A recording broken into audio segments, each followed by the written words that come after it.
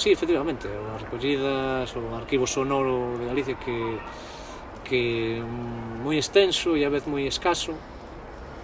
digamos que é un tesouro que forma parte dese valor inmaterial que non se pon en valor ás veces e que precisamente prácticas como a nosa colección de chave mestra intenta valorizar, non só como a propia materia que é a grabación, sino contextualizando e podendo entender que é o que eso significa. Aínda hai moito por facer e o material é finito, aínda que infinitas son as posibilidades de facer cousas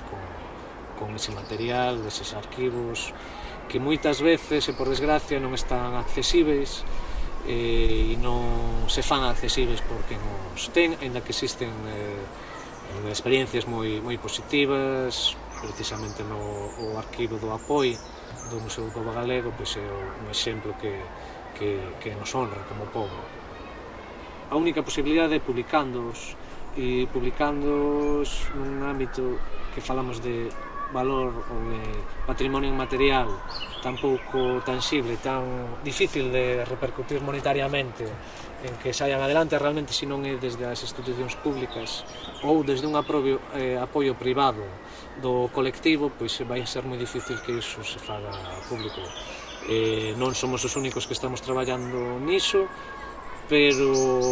hai outra xente tamén facendo e no fondo non deixamos de intentar facer realidade que iso estea disponible ao público, tamén desde o noso punto de vista que non ten que ser gratis, nin debe ser gratis poder facelo, nin poder accedelo. Por iso non hai que culpamos as institucións públicas. As institucións públicas somos nós e cando nós fallamos como institución pública, desde o individualismo, desde a iniciativa privada, deberíamos seguir sendo militantes tamén niso e comprar os libros e ir aos concertos e facer que este valor colectivo sexa posto en valor. Temos que ser nós mesmas que nos o fagamos, senón difícil vai ser.